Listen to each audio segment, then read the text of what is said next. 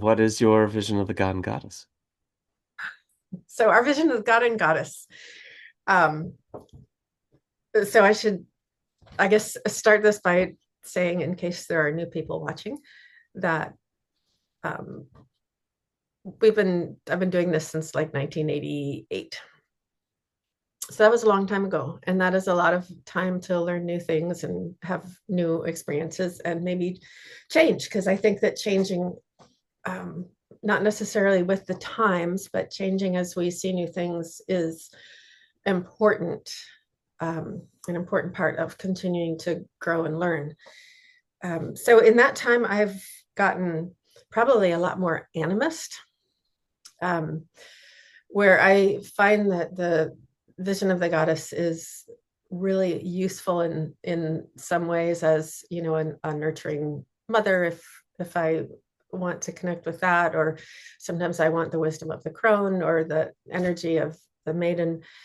Um, and I like that the new generations are coming up with more phases of the moon and phases of the goddess, because I think there's a lot more to explore. Sure. Um, but at this juncture, what I really see as divinity is basically nature. Right. That there's no differentiation between what is sacred and what is in nature, whether it's the plants or the soil or the stars or the oceans. Um, like that's it. If I want to go see divinity, I can just look out the window or touch a stone, that they're one and the same, which is not really unlike what a lot of the like pre-Roman Celtic people viewed, that wells were sacred because it was a communication between the underworld and the world of the living. And so that's kind of where I've evolved to. And in terms of specific deities, so I go to some of them. There's a zillion deities out there, from the goddess of Willendorf to, um, anyway, throughout cultures. So if there's something I'm specifically looking for, I think it's nice to have a divinity to help access that. But Yes. for God The and Goddess, advice the advice when calling upon a deity was to know all aspects of the deities. yes. And that was so important because, oh, Aphrodite love, but Aphrodite was also kind of jealous. And a lot of the Greek and Roman deities were very human-like in that they were divine and had divine qualities, but also had human style imperfections. They had a lot of affairs and uh maybe a few murders. Yes, yes. So, And they wanted to punish their enemies, so you remember the guy pushing up the rock up the yes. hill, only to have it roll down again. Oh, good And old Sisyphus, poor Prometheus, chained to the Prometheus. rock for Uh, giving humans fire, yeah. which you know a bit of a savior, I think. Mhm. Where were we without fire? So And Tantalus, who was punished by having a wonderful feast that was always just out of reach. yeah, yeah, the gods were sometimes cruel. So Yeah, yeah. and Old Testament too, a little bit of a harder line. I think as time has come along and we've progressed a little bit, I think that, a kinder, more forgiving God sometimes has, you know, more space in our world. Yes. One I other think, thing uh, that I've thought a lot about is that, it's easy to say ancient Egypt, except that was like 6,000 years. It's easy to say ancient Greece, but that was like 2,000 years. And the yeah, stories that come down to us are different depending on who the teller was. Um, yeah, is it Ovid? Is it, is it Homer? Because the different storytellers from different eras had the stories slightly varied. Yes. So there isn't like one single one definitive story about these old deities. Yeah, it's true. Sometimes if you love a particular deity and one story has kind of a poor telling of that deity, part of you wants to throw out the deity. But I think sometimes it is the worshipers, not necessarily the deity itself that has that perspective. Mhm. So there's a story of Medusa, which, you know, Medusa is very popular right now. And she has kind of a great story, but it's also terrible, Yeah. which is why she's probably popular now. Um, but you have to take into the whole story into account and then have to realize that she was, like a lot of when the gods spurn the mortal, there's like this heavy price to pay, but she sort of prevails. Uh, Certainly prevails in popularity. Yeah, we still know who Medusa is. A couple, Yes, two, and 3,000 years later. we may forget which deity, cursed her, but was it really a curse, right? Mhm. But I think Medusa's story may also sort of harken back to Medicine and North African deities that the Greeks may have borrowed from.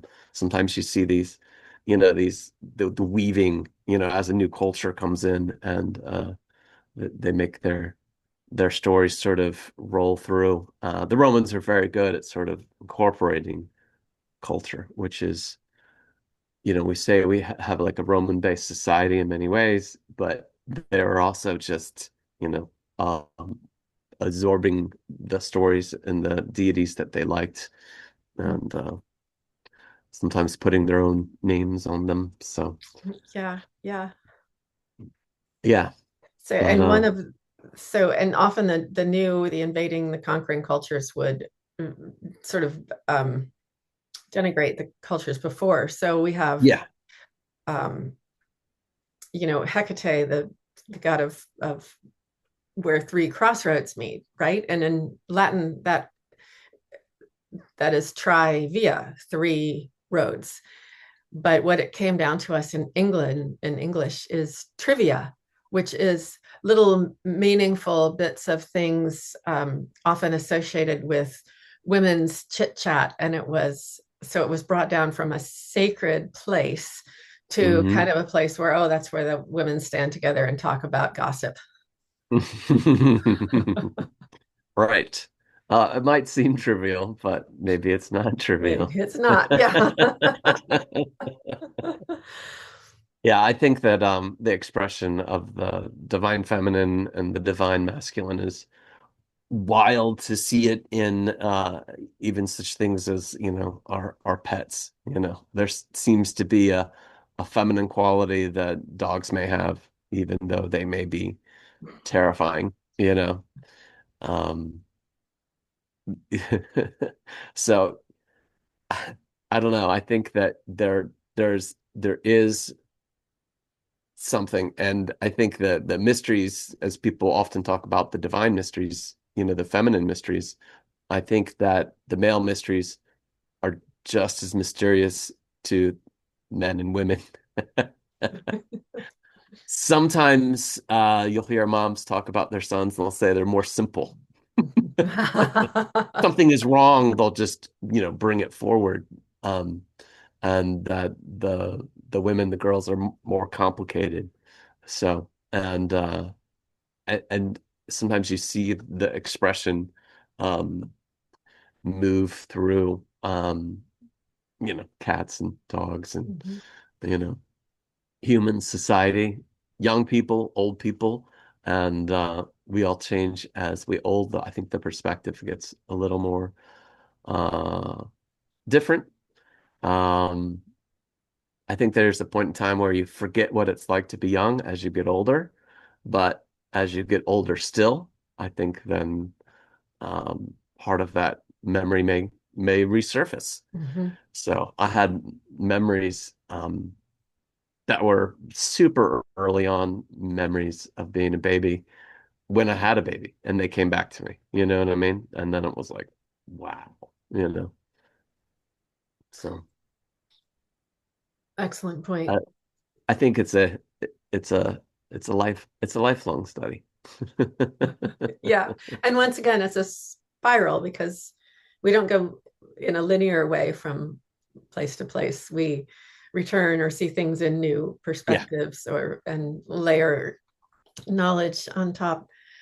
And I was not raised Christian, so forgive me for not being sure about this, but I remember a quote from the Bible saying, when I was a child, I saw through the eyes of a child. And Hmm. I really kind of liked that way of thinking about it because it shows so much how we grow and change. Yes. And then like your experience of having a son and seeing things through his eyes. Um, I Yeah, think when you have a small child, then you see through their eyes, just as a parent, just as a glimpse into sort of um what it was like for you. And so memories come back. It's you find yourselves nostalgic for the books and the stories that may have been read to you, you know. So and they're it's interesting, you know. You know, there's a sort of also a their culture pervades even sort of without because, you know, Ring Around the Rosie, I don't think any adult teaches kids Ring Around the Rosie. It's like they teach each other. I don't yes. think it's quite gone for our culture. It might be disappearing, but you know, I guess it's still around in corners. And that's 800 years old. Mhm.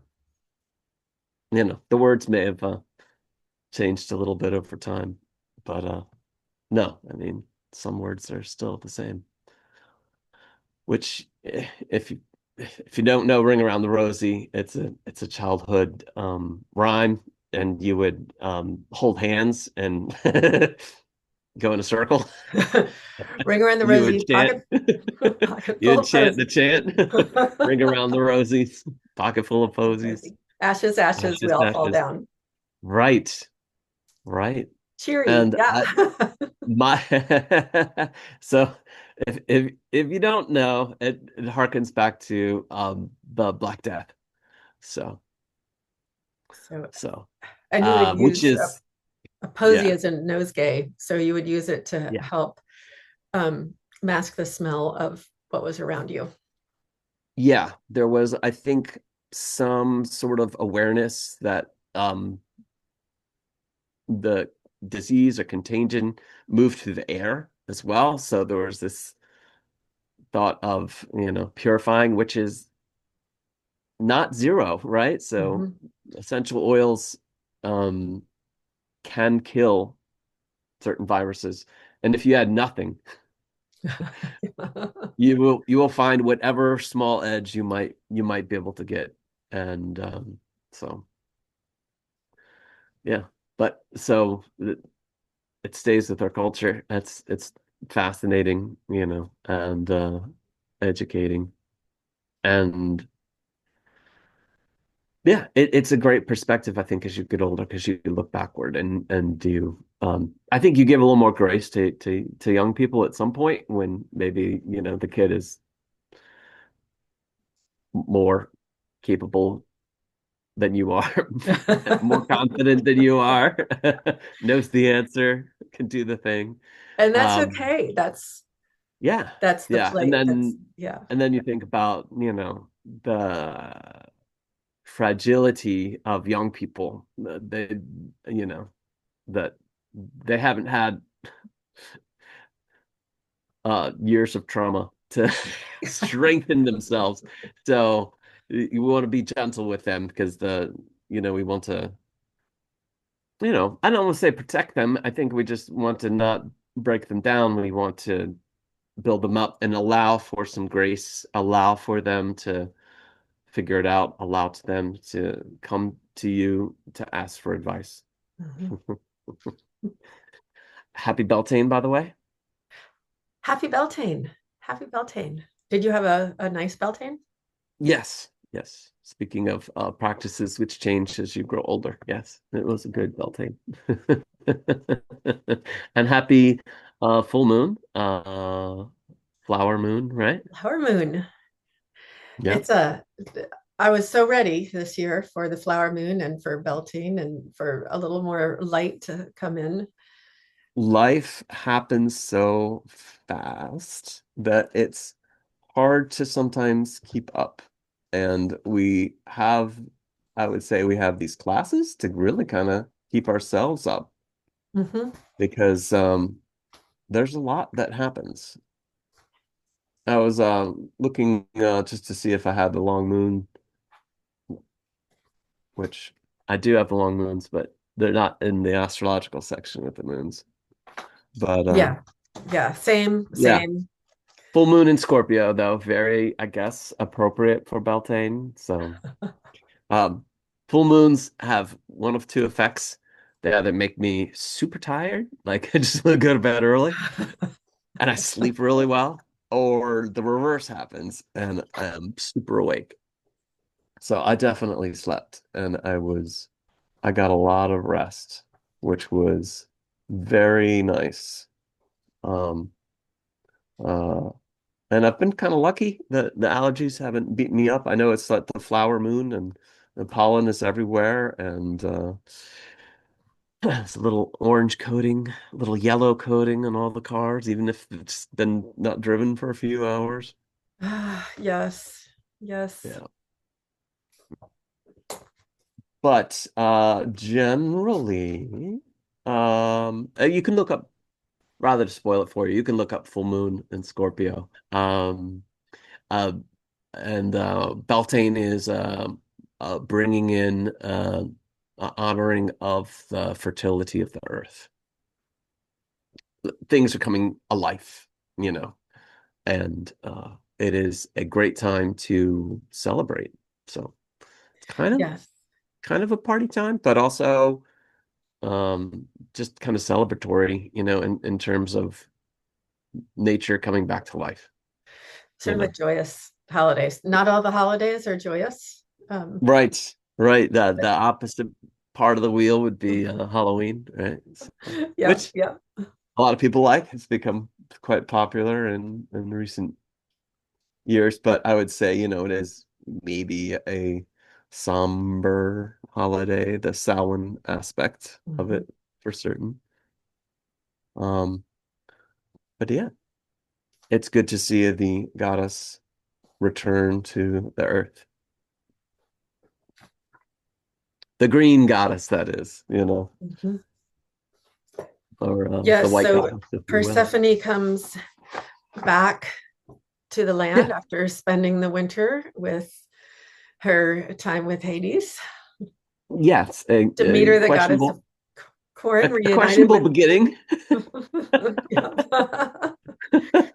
but you know, uh, but they're working it out. You know, they had a Hades and Persephone may have had a rocky start, They but got it. they're working it out. Still together Still after all this together. time. Um, yeah, so beautiful time of the year, and hopefully, you get the chance to get outside on you know, a good weather day, a warm day, a sunny day. If that's the type of day you like, I'll take any day as long as it's sunny. So if it's cold and it's sunny, I'll be all right. I I'm a huge appreciate the rain, but you know. I'm a huge fan of rain. It always makes me feel like like I'm being hugged, like nature is hugging me. It's Yeah. and you know, at some point, like everything else, too much rain becomes too much rain. But one of All those right. light spring rains, super, super nice. Yeah. Yeah. And I like what I hear a lot now. people saying go out and touch some grass as a way to sort of heal your soul or get grounded or reduce um, get your perspective back. And Yeah. I really like that phrase. Yeah. It's a good time to do so. Um, Especially, a little bit later in the afternoon when it gets above 60 degrees. Also good. Yes. Yeah. Yeah. So next week, I think we'll go into more detail about the great God and the great mother. So more um, things that we may recite just straight out of our Book of Shadows. Um, but I think having both perspectives are good. An ancient perspective and a modern perspective is nice. Yes. Yes. Agreed. Well, thanks for watching. Yeah, thanks Yeah. for sharing, Blythe. And We'll see you soon. see you soon. Yeah. Enjoy the week. And yeah, thank you for the like. And thank you for subscribing for those subscribers. So Yes. appreciate you.